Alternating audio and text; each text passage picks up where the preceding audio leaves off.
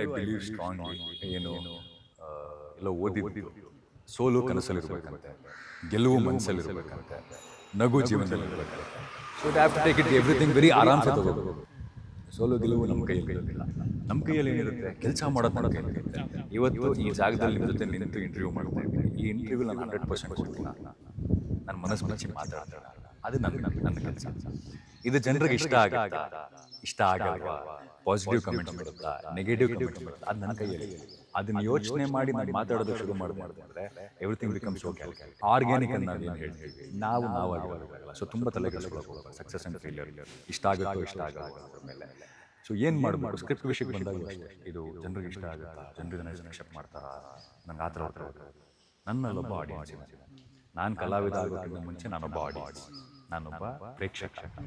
ನನ್ನೊಳಗಿರುವ ಪ್ರೇಕ್ಷಕನಿಗೆ ನೀವು ಹೇಳ್ತಿರುವ ಸ್ಕ್ರಿಪ್ಟು ಇಷ್ಟ ಆಯ್ತಾ.